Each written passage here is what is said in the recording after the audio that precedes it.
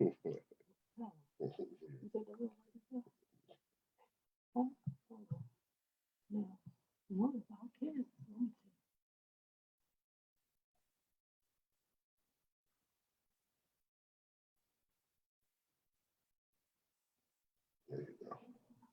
right, everybody. We are live tonight with another episode of A Husband's Authority. Sorry for the lateness. We had some technical difficulties, but nonetheless, we are here, guys. We got a great interview for you tonight. I'm on with my friend, my brother, my MD brother, my $1 million Funk Squad brother,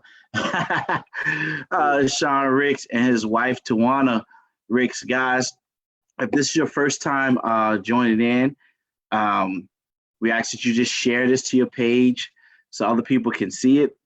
This can impact other husbands across the world. And if this is your first time, what a husband's authority is, it's a part of kingdom relationships.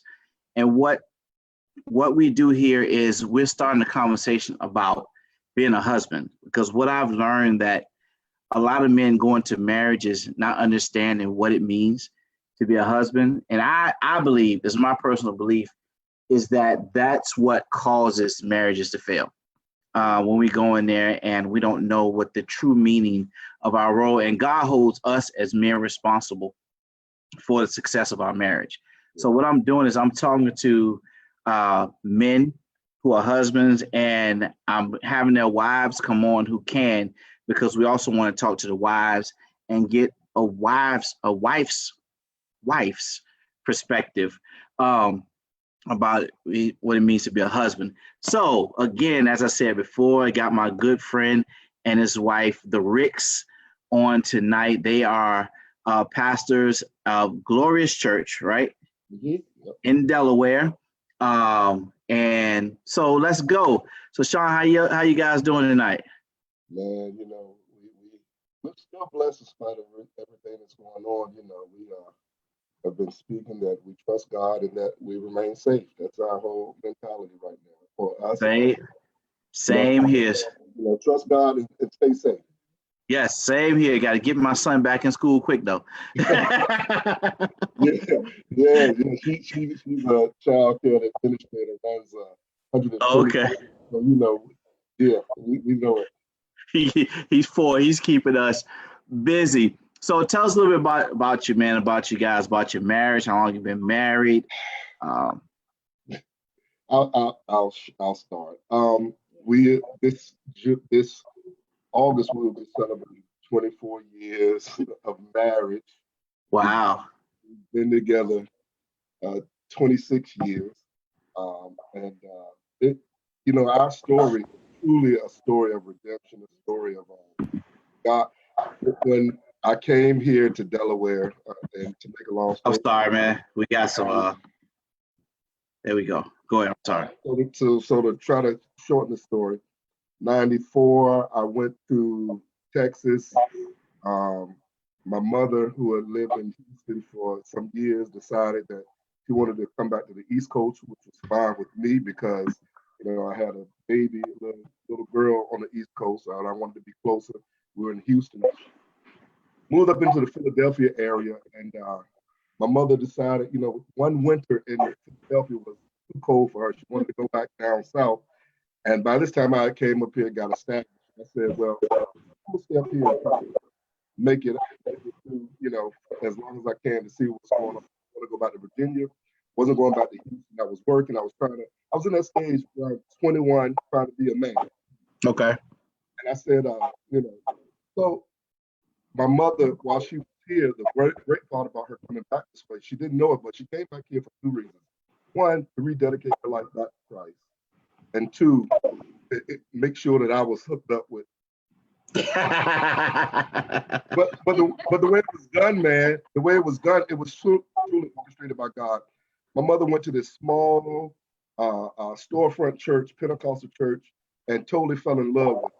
Like, boom, fell in love. And me, I was still MD. I was just still, out there chilling. Yeah. And so one of her friends who was a choir member, he said, I know a perfect woman for you to meet. And I was like, you know her from church? Oh, no. Because either one or two things gonna happen. I'm gonna fall for her and get pulled into church, which I ain't ready for, or two, I'm gonna pull her out, which I can't handle the responsibility of her not, keeping her salvation, fooling with this crazy guy. Like, man, no thank you. And one night he and I was talking on the phone. We were around the same age. He said, "Well, look, can you dial this number, please? I need to check on choir rehearsal, make sure that I have this choir rehearsal time." So I dialed the number on three-way, and a voice picked up, "Hello," and the dude said nothing. He just went mute.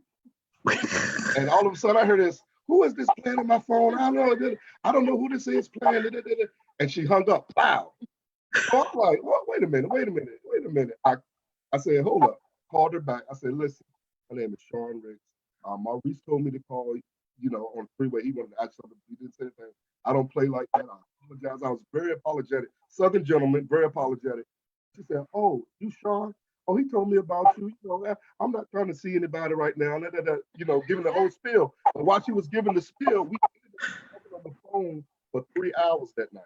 Wow. Because I came off apologetic. I came off, and I said, well, at least let me pay this forward. Let me take you to lunch. I was really being sympathetic because he tried to play me. And I don't need no help at that time, I don't need any help, So I said, let me take you to lunch. We made plans to go to lunch, and I met her mother. Her mother said, long story, I took her to lunch, had a great time at lunch. She wasn't shy. She was very open, very friendly. And then my mother, this is how I knew it was God. My mother said, look, I'm moving back to Texas next week, but I want you to go to church with me all day Sunday. I said, all right, Mom, football season over, I ain't doing nothing. I said, I spent my last Sunday with you. She said, look, you got to go to morning service, and then I'm going to a concert. So lo and behold, I'm at the concert, just sitting in the back, okay. And I hear this voice come down, Al singing. I did a double take. I go, I went to, and it was her. She was singing. She sung in a group, Linda Henry and the Daughters of Faith. They had a concert at that. And that's the first time I ever heard the Holy Spirit actually speak to me. Because I went to her at the end of that concert and I said, something tells me that we're going to be knitted forever in some capacity. And it scared me. I was shocked. She started crying because she heard the Holy Spirit the same time that I heard him. And I said, this is not a line that I run. I don't even know you like that to be sharing, expressing that I want to spend a lifetime with you. And it wasn't like I'm in love with you. I want to spend life. It was like something's telling me she's gonna be a part of my life forever. And she got scared because she heard it, and both of us were hurt from past relationships, out of long-term relationships, and we weren't trying to be together. We were just trying to pass time. Because when I met her, I was like, what's your Delaware story? And that's the first time I ever heard the voice of the Lord say, yeah, this is it. This is what I'm setting you up for. This is why I took you from Texas, from Virginia. This is why I took your mother all the way from Texas to spend the season in Philadelphia so that you can meet her. And that was 26 years ago. And to this day, God's word don't lie. So now it's two sides to the story. But that's great. It's just 24 years. That's good because you don't see a lot of people being married past 10 years now. But I know you, Chaun. I know you guys, Tawana. I don't know you that well, but I know Chaun, and I've watched you guys, especially on Facebook and things, and I know him, the type of man he is. So I know that he's a good man. You guys got a good marriage. So let me ask you, did you guys have marriage examples coming up of good marriages or examples of men to model yourself after? I'll let her talk from my perspective. My grandparents were the model for me, but again, they were my grandparents, old school. My grandfather's expression of love was, I paid all the bills, got food on the table, I provided. That's it. I never saw them, be the embracing kind. He was a hard worker, owned a couple of barbershops, worked at the shipyard. I mean, at the air station for 38 years, running his business and working for somebody else for 38 years. he was asleep before the sun went down and up before the sun was up. So his kind of love was, I don't got to tell you I love you. I show you I love you because I ain't kick you out. I make sure the lights are on. You gotta. That was my expression. And they were married. When my grandmother passed, they were married for 37 years. And Tawana has a whole different version of love.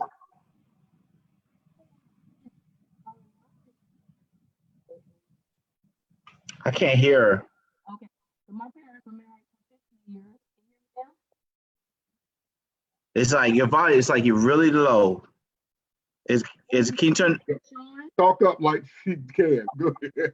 you want me to scream like Chaun? No, it's just I was like your volume is kind of low. There's a lot of feedback too. Okay, my wife says there's a lot of feedback too. What's your volume? Is volume on your computer up? We turned it up. Is that better? There you go. Okay. So my parents were married for 50 years. My aunt were married to their husband for a long time, and my family got married, they stayed married. So Yeah, they met as her parents met as teenagers, like Teenagers. 14 and 13, and got married at 18 and 20, and was married to my father-in-law, Glory. So Oh, wow. they were first sweethearts, and from out of there, she was born on Valentine's Day. It was all, I was like, Oh, Valentine's Day. Wow. yeah, as a symbol of their love and affection, God gave them her, and I'm like, okay. And when I married her, he took the role of a father figure to me. So that was my example too in the marriage. Like, this man loved his wife and adored his wife and, revered her, all the things that God tells us to do as husbands. He was my, Okay.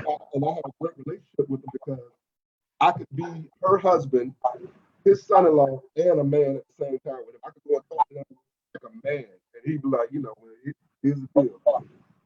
I've given you the greatest gift I have. Take care of her. But I also understand the challenges of being a husband, being a man. And man, I miss it when I start thinking about it. That was the example I took. I took my grandfather's example. I took her father's example, and I kind of meshed them with who I am as a man. Kind of learned, trial and error some things to be the husband that I want my son to be like. Okay. That's good. So, what does being a husband mean to you? So to me, it's a provider, a protector, a lead, somebody who's going to lead the house, somebody who she can count on to be a partner with. I believe that if we're the head of the family, she's the neck. She's the new without the neck. You know what I mean? Right. She is the rib because she came from beside me, but that's so I can put my arm around her and cover her. You know what I mean? That's my role as the husband. I believe that I'm the protector, I'm the provider, when the road gets rough, I'm gonna get us out of it. I really take the vows that Christ left us an example that he left as a husband of the church. I put that in our marriage. What he loves so much, I die for you. I died for the church. He loves me so much that I will die for the church. So the gates of hell should not prevail. I want her to sleep soundly at night, knowing she has a Okay. Tawana, what is having a husband? What does it mean? What does being a husband mean for you from a wife's perspective? Just to have that security, knowing that I always have that one person is watching over and protecting and providing, and I don't have to do it by myself because I was a single parent for a while before I met Chaun. I was raising my 2 children by myself, and I know that role of not having someone there and having to work through everything by yourself. And when I met Chaun, one of the main things that really drew me to him, because he really wasn't into it like I was, but what drew me to him when he paid that first rent. And yes, Lord. gotta have money to make it with We the might be ladies in working the on something. 90s. Gotta have money to make it with the ladies in the 90s. Listen, So, you know, I was going to my apartment. We were dating in my apartment at night. I didn't want to come. I didn't want to put those in bed. You know, I would take her home. I mean, go to my home place. So, you know, I wasn't going to be that crazy and, you know, see you doing the best. You know, he didn't. It don't open the door. I don't need. I want a man, and that made it different because now I'm not giving you because you need it. I'm giving you because I love you, and I want to see you. I want to see you not struggle. and then I That's was raised my children, and I had my cousin's child that I was raised also. So, you know, just to have that security, that them in my life, they feel like, hey, I can live on, I can do this. I don't have to struggle through this by myself. And then when he got really saved and anointed and taught by God, it really made it easier because now I could trust and lead and guide the family in the direction that God wants us to be in. So it was really a great thing. I always knew I was going to be a wife. I just okay. had to wait on who God was going to send me to be my Boaz and my husband. So I was already working for it. Okay. Hey. Prepared. I was reading Proverbs before he came, so I was ready. And I didn't want to be a husband to that. I would tell you another thing, man. We were both. I dedicated my life to God, serving in ministry. I was playing drums. She was a praise and worship leader, and we were both hurt by Pastor said, "I don't want to be married."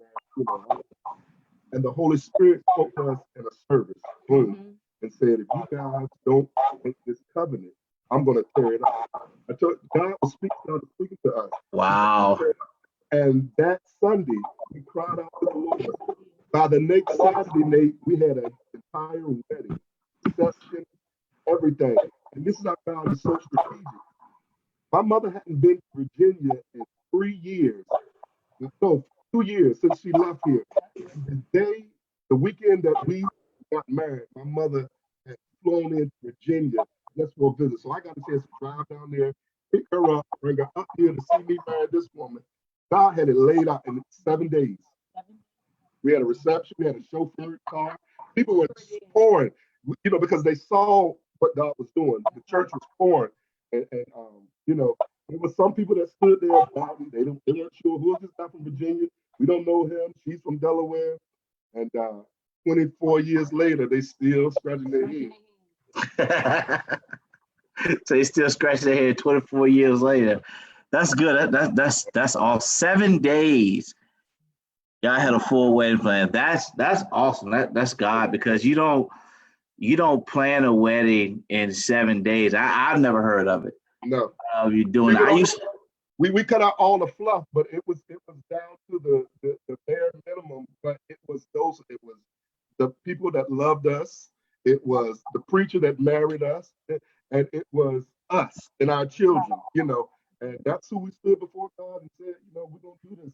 And you know, I've seen people spend as a pastor, seen them spend tens of thousands of dollars on weddings that marriage don't last past a half a year because they put stock on presentation than they do in having the counseling to understand what is it like to be a husband. That's why this is so important. What is it like to be a wife? Like you said, she was trying to be a wife for a whole year. She didn't date. God shut her down. She didn't date. She went home. She cooked meals. You know, she went out herself up. She took herself out on dates. She said she was preparing herself to be the woman that God wanted when her a husband. So I didn't have to, you know, say do this. God shut her down for a year. She wouldn't go on dates. She went back. And listen, man, I got the contacts on this one. I can name the men dated. It's no, you know, I told the people in church, if you can't pull out the Carfax on your woman, you need to check, you know. I want the Carfax. What accident you've been in, what things, how many times you've been through a body shop, you know what I mean? Because I don't want to be at the next Kojic conference and Bishop so-and-so winks at her. Like, you know. I'm still from P-Town. You know what I mean? You know, I'm from VA. Hey, let me ask you guys something real quick. Is your Facebook open? I think so. I think that's where the feedback is coming from. How about now? Yeah, that's what it was. That's what I think. That's the feedback's coming from that. I want to go back to what you said. What Tawana said about. You said she prepared for a whole year, um, to being a wife. I think that's so critical because I tell people, I tell singles all the time that you have to be a husband or a wife in here before you are a husband or wife. And I think so many people miss that because you have to prepare. I know for me, it's one of the things I did was I prepared. I stopped dating. It wasn't for a year, but it was for a couple months. And I started focusing on my calling, my ministry, and started focusing on me. And then my wife popped up out of nowhere. Right. It was just like, nowhere. And I was just like, whoa.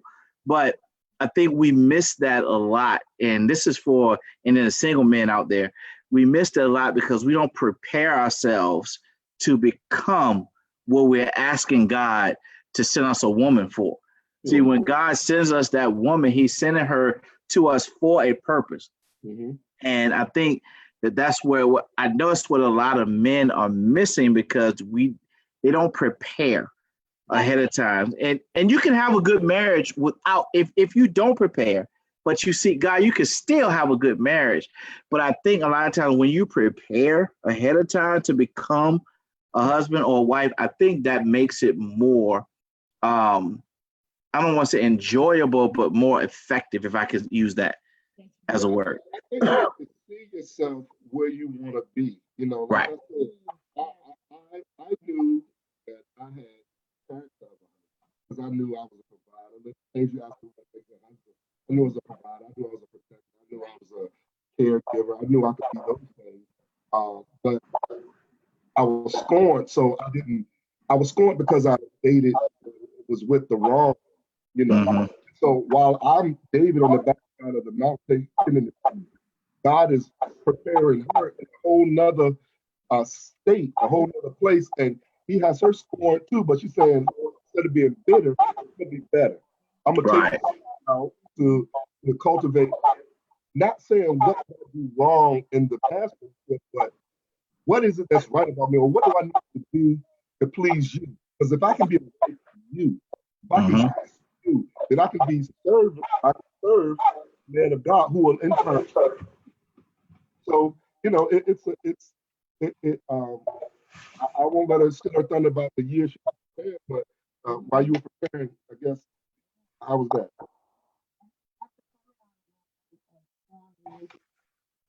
Hard for me to not really, main reason why I really Can you get a little close to the computer, Tawana? Can you? one reason why I studied so much and dedicated my life to be a good wife was because I didn't want to bring my old relationships into what God wanted to bring forth through my new husband. So Okay. I just began to take the scripture and really apply it to my life because I don't think I did that my first time around or in my relationship. So I just asked God to help me to be, teach me to be the wife, teach me to be a wife to him first, and then I could be a wife to whoever he was sending my way. I wanted to be prepared. I wanted to be ready for that. And I don't think I did that in the past.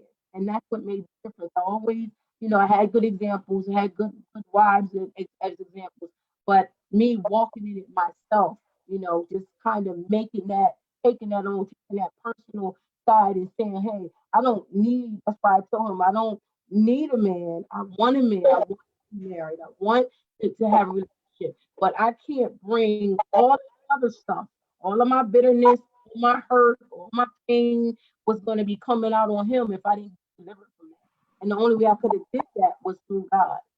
So God helped me through all of that anger and stuff I had to give out. I gave it to God. And then that's when he brought Chaun into my life. Okay. I love it. I love it. So, Sean, what's the best part of being a husband? I think, and as I realize this, man, we got some brothers in MD and stuff, and some of them, MD is such a big family. Our brothers are single, older than us, are single, younger than us, are single. I sit back and look at them.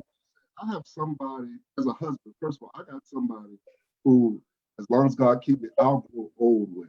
I'll I'll go through all the stages of life with, and it's a Mm-hmm. thing because each new stage has its own challenges, but its own blessings.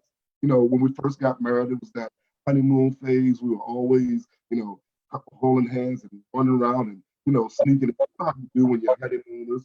And then we had babies. So we went through the parenting. We were raising our children, you know, building a home, buying property, and opening up business and working in ministry together. Now we're in the next phase because our children are growing, and we got a grandbaby, and soon we're going to be empty nesters. We'll be in that next phase where we're just friends. We're friends again. We date again. We talk again. We have a good time because I really believe that, you know, you go through these phases in life where you fall in love, but then you start to walk in love. And that makes a difference. I don't want to fall because falling hurts. Let's walk together in love. And as a husband, benefits, the things I look forward to is, you know, somebody who we're going to take care of one another and be there for one another through this season of our life. We're in the season of our life there where our elders are getting older. We're being there, you know, and then someday it might be out. Yeah, and I love how you said fall in love and then we walk in love. Yeah. I think sometimes we look to, and when I say we, I'm talking about men in general, we look to stay in the fall in love phase, you know, constantly fall in love. I'm falling in love with you every day. I'm falling in love with you every day. But when you're walking together in love, you're walking hand in hand, you're holding hands, and you're doing this marriage thing together. And we're not, and I like how you said, I don't want to fall because falling hurts. Yeah. So you want to keep falling, but you want to walk together and walk it out and learn together and grow together. So how important are a husband's words to his wife? Words, you know, can build and tear down. Let me tell you, the one thing we've been working on, and we've been counseling couples lately, recently God has made that part of our counseling. We want to teach couples how to fight, right? And that's twofold. We want to teach them how to fight, like have a disagreement and be agreeable in disagreement. And we want to teach them how to fight for one another. So what I'm learning is that a lot of these people, a lot of couples don't have words out of their vocabulary that's not allowed. So we learned very early, there are certain triggers really early. So we learned how to disagree with being agreeable. We learned how, and listen, we've had disagreements that don't get cleared up in one night, but we've learned how to not linger and we talk about it, we communicate. So your question was, how does husband words? It's very important because there are words that you can't take back once you say something. There are words that you use to build her up. My wife is a dreamer, man. I mean, I hitched my wagon to a dream. My wife got to our house that we were in for 13 years. Didn't know where we was going. She said, God said we got to move out. And me, I'm the guy that I'm gonna just sign a check because you know I could live in a cave as long as you give me my little space. My wife rode down the side of town, and I was finding the house. Mortgage was paid, good in it, big enough for our 3 children at the time. And she went and found a house that was, I think the mortgage went up 5 times. And God did it. Put it in that house by her faith, her dream. And I'm saying, okay, baby, I'm gonna hit you. I'm gonna, you know, because some of our wives are pushers. Yeah. The potential in us and say, okay, baby, you know, I'm dreaming, I'm reaching for this, and you're going to be the catalyst to get me to this. So as long as I can agree, yeah, I'll go and sweat. I'll do what I have to do to get you. If that's what you dreamed up, God's going to give me the ability to make your dreams come true because He made me your husband. So I speak words of life to it. You know, you crazy. I can't say that. The first time I was like, oh Lord, you know, I went in my prayer closet with anxiety. And then when it happened, next day she was like, I'm opening my business. Let's go. Let's find a building. I'm going back to school. Let's go. You can get them because I started saying there's something in speaking the words of faith to her that propels her. And in the same turn, she did it to me. When God was calling us into ministry, God was calling me into, you know, we're going to pastor this church. We're going to do this. She started trusting the God in me and speaking to my spirit, man. When I was like, you know, I got laid off, been in the banking business for years and saw layoffs happen, and it never happened to me. Well, finally, my number got called. And I was so devastated, Nate. I walked 4 miles. I left my car in the parking lot. and walked 4 miles from my office to my house. I was devastated. Wow. I walked in the house and said, "Babe, I got laid off today." She said, "That's okay. What you doing this weekend?" I was going to homecoming. She said, "Don't cancel your trip. Go to homecoming. God's got you. We're gonna do what we have to do." I went to homecoming. By the time I came back from homecoming, a contracted job was already calling me saying, "Can you come to work Monday?" Mm. Because she didn't take that stance. Oh, what we gonna do now? Well, we in this house and up. She didn't do that. She said, "Babe, we're gonna be fine. We'll be all right. I got you. We're here together." And those kind of words are the same words I have to speak back to her when she doesn't feel like, when the world is coming up against her. Tell her we understand together. And now it hasn't always been a bed of roses. We're not going to, in 25 years, we even had some stuff that come up against us. But we have said what God has joined together. No, that no man put us under. And they tried, but we refused.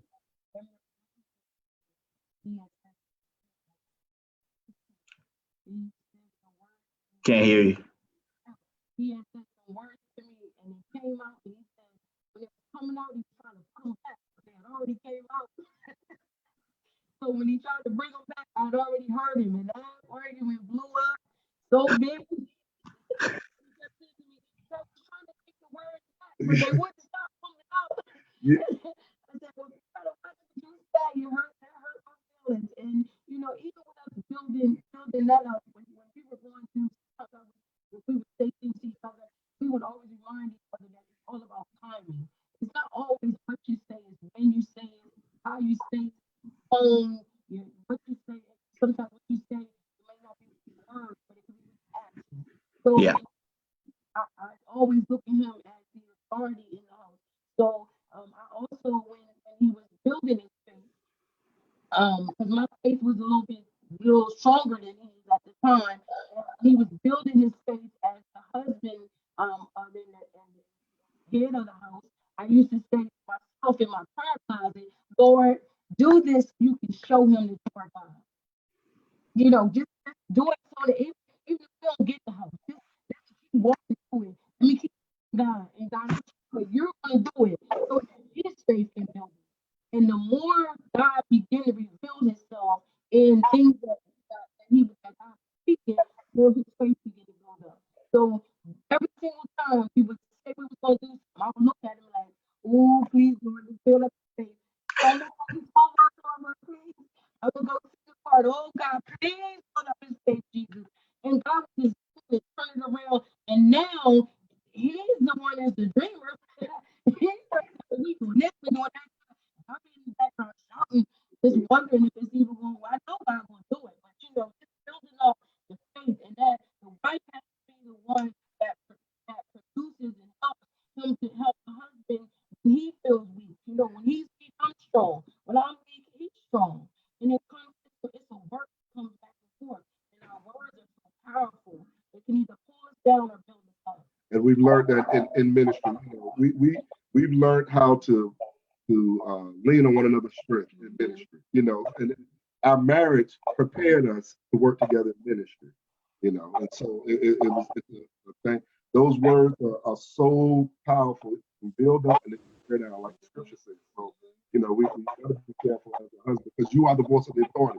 So what you say happens. Yeah. And it sets the tones. Our words as husbands sets the tone of our house, of our marriage. And like when you're talking about trigger words, I remember the first time I had that experience with my wife. I think we've been married. I don't even think it had been a year yet. And I don't remember what it was, to be honest, but I think I said, "That's crazy," or "You sound crazy," or something like that. I think I used the word crazy. But man, I was like, okay. So I went outside. I called Carlton, and I was like, "Man, this just happened." He said, "What you say?" And I said, "Well, I said this." He said, "Doop." I was like, "What do you mean?" He said, "You don't say that, Doc." I said, "What are you talking about?" He said, "You just called her crazy." I said, "No, I didn't." He said, "Yes, you did." Yeah. Like, "No, I didn't." He was like, "No."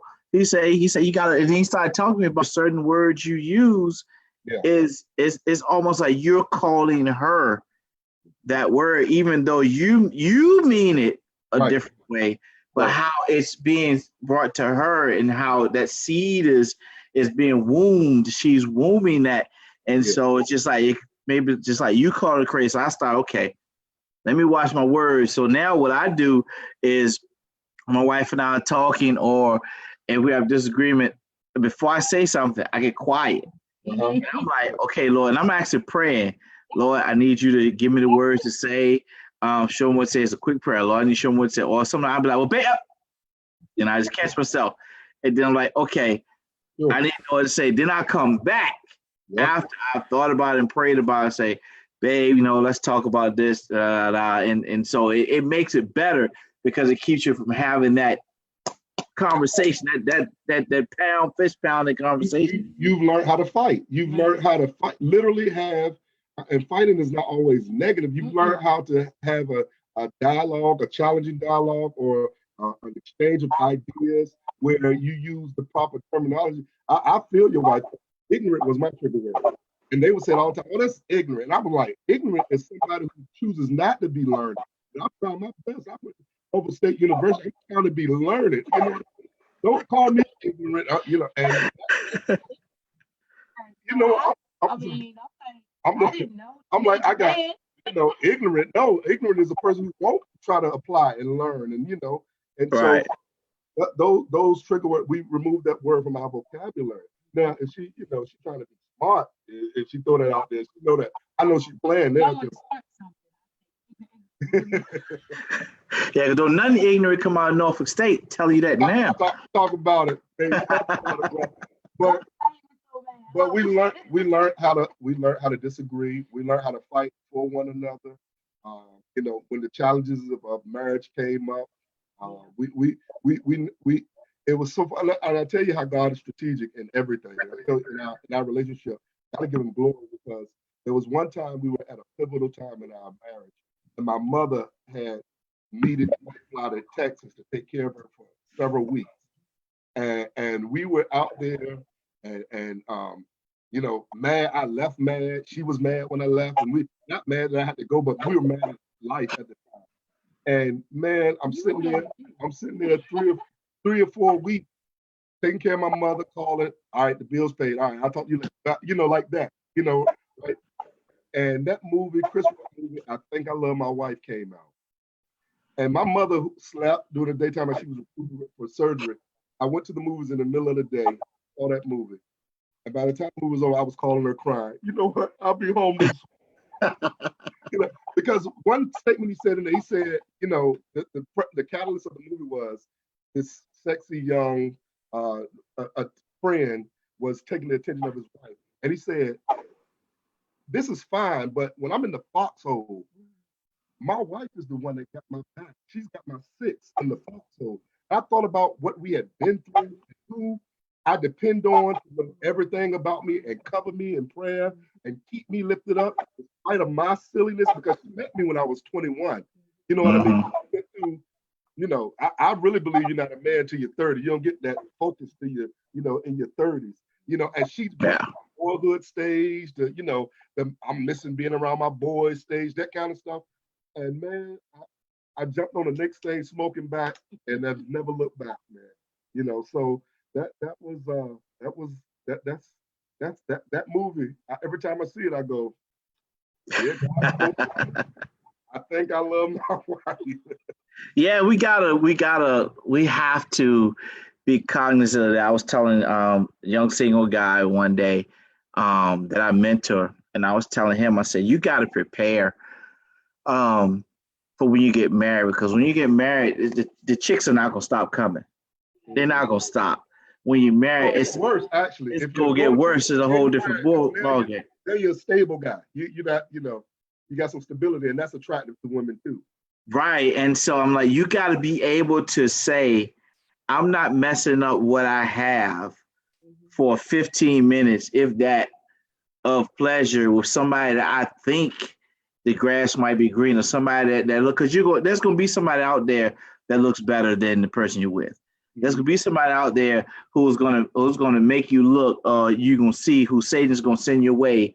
And that's going to try you. But you got to be, as a husband, we have to be willing to say, okay, what's more important? That right there, that it may not work, I may not be happy, or what I have at home that I'm working hard for, that I put in work, and that this thing right here could possibly destroy that.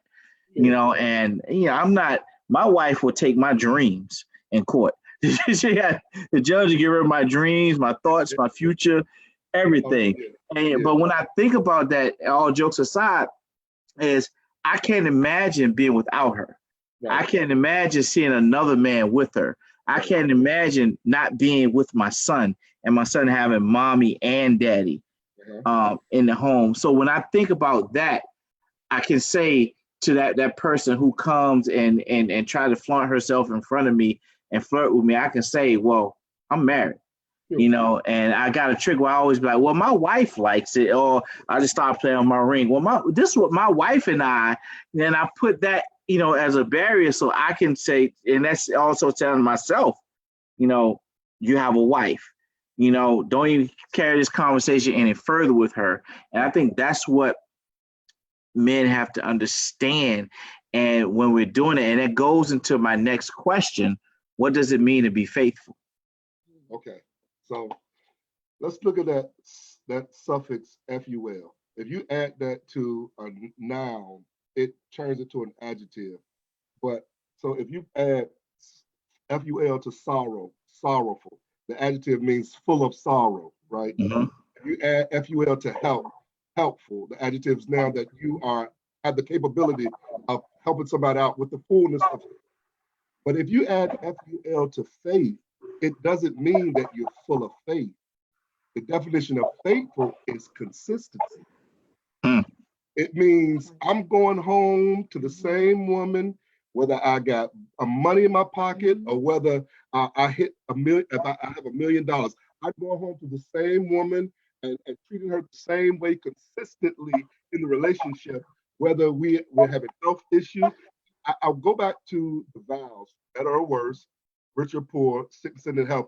Everybody thinks about positives, because when you're at the positive, better or worse, we're thinking about wedding day, we're thinking about the people celebrating throwing rice and all that, but we don't think about what happens when we hit the speed bump 2 years down the road and one of us lose our job, and now the income becomes a one income.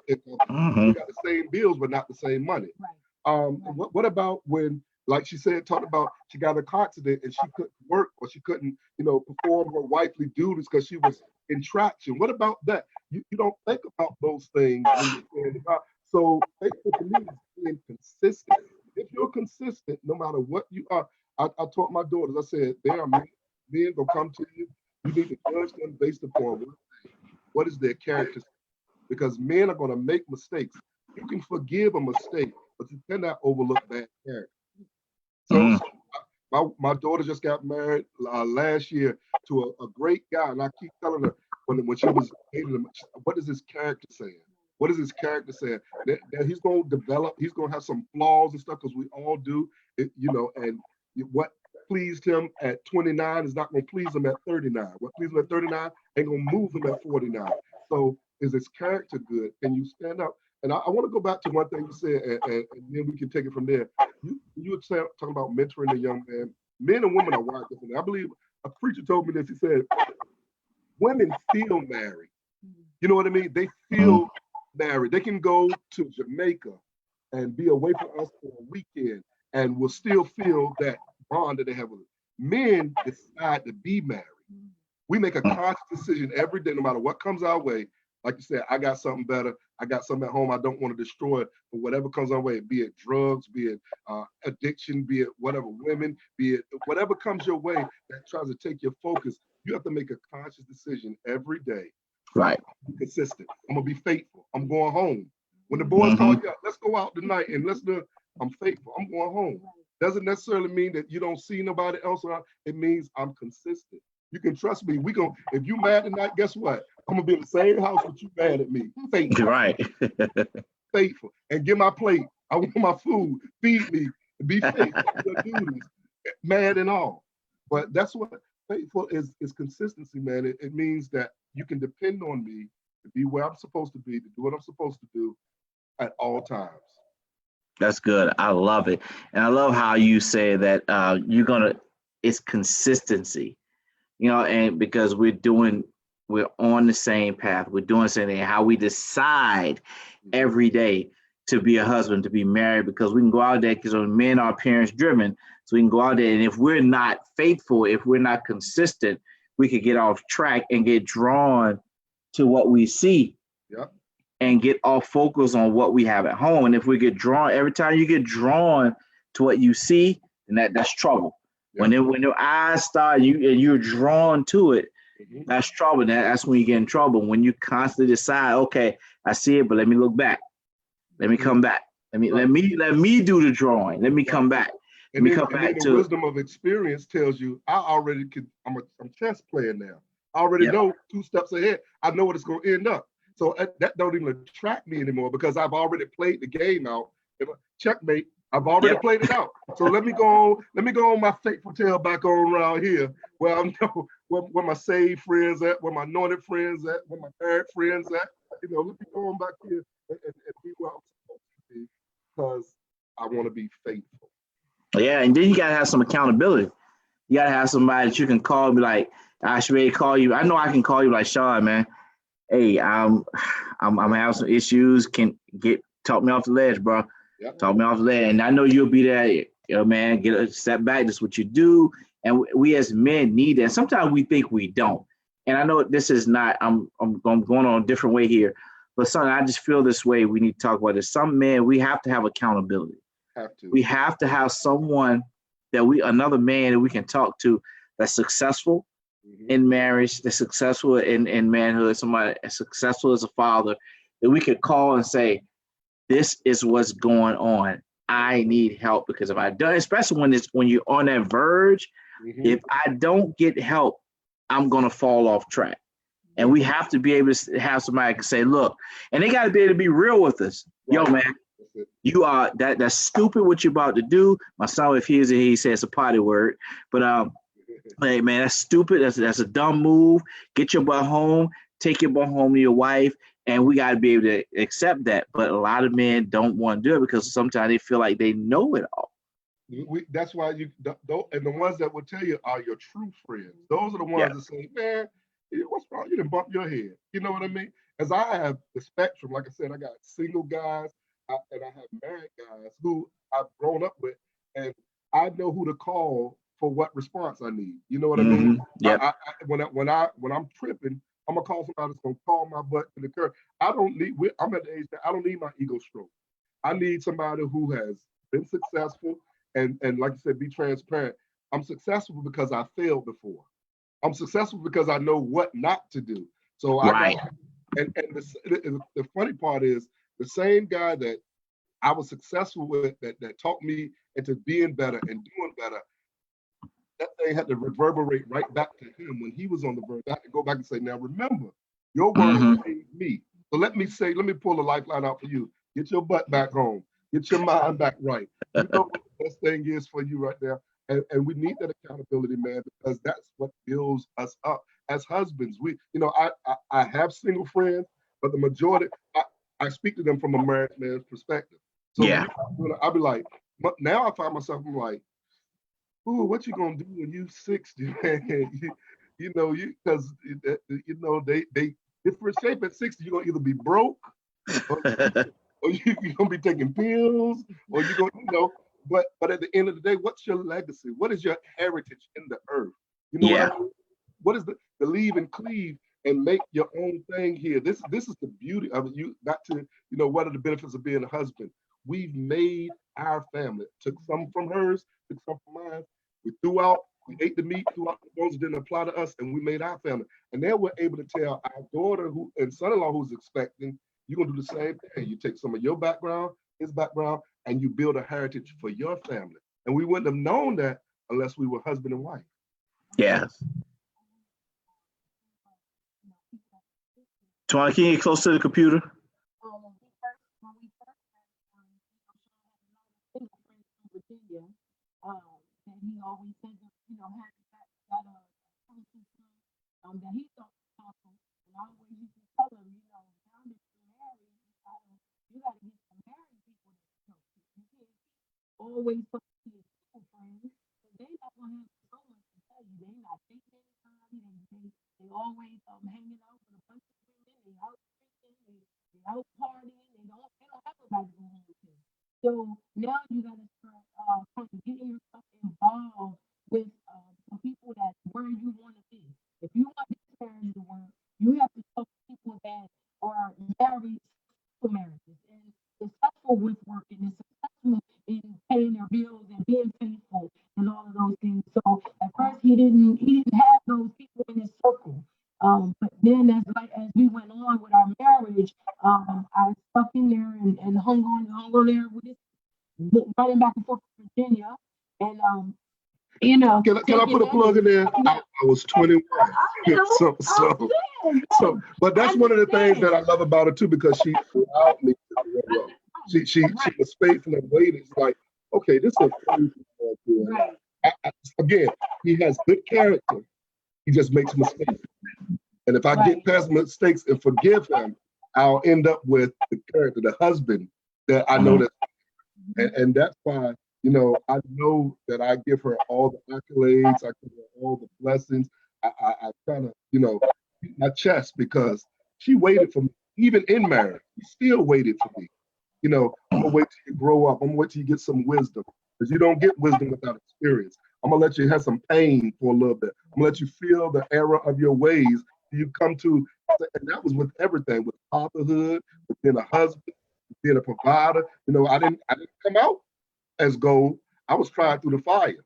But now I can be somebody's mentor, and I can be on these programs and talk to husbands and share with my brother and say, yeah, I know what it takes to make the marriage last. I know what it takes, to be a husband. I know it's not just language, it's experience. It's having some falls and getting back up and deciding to come home when you don't want to, deciding to love her when you're mad at her, that kind of stuff. So you said something key in there. You said you started talking about, you said about having a successful marriage. So with that being said, what is a marriage success tip? Give us a marriage success tip. We were good. Chaun. Communication. Okay. With you can definitely have counsel with other people, but your communication and being able to be going places, going to speak, going to house to speak. But our biggest thing is just communicating with each other, and that's the biggest part for us. We don't let things we get upset with things, yes, because if we say we didn't, then that's not really true. We do get upset, but we always come back to communicating. And Okay. that has strengthened our marriage, our children, our ministry, finances, everything is going back to our communicating and having that open dialogue, not holding things in forever and keeping holding grudges and things like that. Knowing when to forgive, knowing when to agree, disagree. It can't always be my way. It can't always be his way. But communicating has been our biggest part in our marriage to make it a good marriage. Me, that's how I feel. Okay. Yeah. All right. In my opinion, marriage success tip: God first, your spouse second. Put God first, because when you have those moments where you don't know how to solve whatever it is that's between you guys, God becomes the equalizer. He becomes that third chord in a three chord string easily broken. He becomes that peacemaker. There were some times where we didn't want to forgive one another, and God, boom, stepped in, said, let's fix this. And then putting your spouse first, considering them. There are times I don't feel like doing or I don't want to do, but I consider what she's been going through. And I said, well, let me take the heat off of her, today, and let me reverse roles. And then sometimes I time her out from all she's doing. Come on, we're going away. Where we going? I got this and that. Now we're going away because I need you to recharge so that you can, so I put your spouse first, put God first, put your spouse next, put their, don't be selfish, be selfless. And you got to see those signals. And they're not going to say all the time, they won't say, why can make it. I'll keep going. No, time out. She needs some me time right there. She don't need no mommy time. She don't need no daughter time. She needs some me time. Mhm. That's been very successful because we used to sneak away and get a hotel around the corner. Get a hotel around the corner. You know what I mean?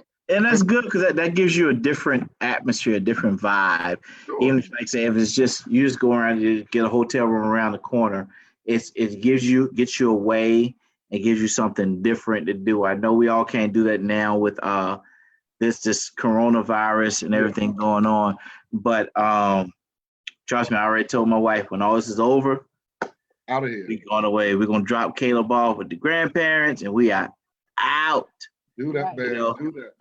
But yeah, but I know some people have been talking about a date night a week. Sometimes it's hard, but at least continue dating. Continue doing that. You know, what you did to get her, you got to do to keep her. yeah, and then sometimes it is hard because we don't have family here, so you know we don't always have a babysitter. But we like doing things together as a family too, and that keeps us. But I'm gonna take that advice once all this is over. But guys, I really thank you guys for coming on. I appreciate all the advice you've given tonight to impact everybody. I'm out here, Tawana. It's nice to officially meet you online. Chaun, my brother, you know how it is, you know. MD, you know, appreciate it. But guys, for those who've been watching, Chaun and Tawana have given us some great advice. If you guys have any questions, guys, what's the website to your church? You can reach us on Facebook. Our website is under construction, but hit us up on Facebook. It's the Glorious Church of Wilmington, Delaware. Just type in the Glorious Church. Hit us up on IG, the Glorious Church DE, and we can reach us through social media, and we build it. We're building the kingdom. Okay, they're building the kingdom, guys. Go there, support them. If you're in the Delaware area, stop by, go to their pages, and get the address and everything, and go by and support them. For those of you who are here following Kingdom Relationships, you can find us on Facebook at Kingdom Relationships. Go and like the page. You can go to our website at kingdomrelationships.org. If you have any questions at all, you can also see this interview again on our website and our YouTube page, but you can email us at hello@kingdomrelationships.org if you have any questions. Guys, thank you for watching. Guys, thank you guys for being on. I love you. Guys, until next week, be blessed.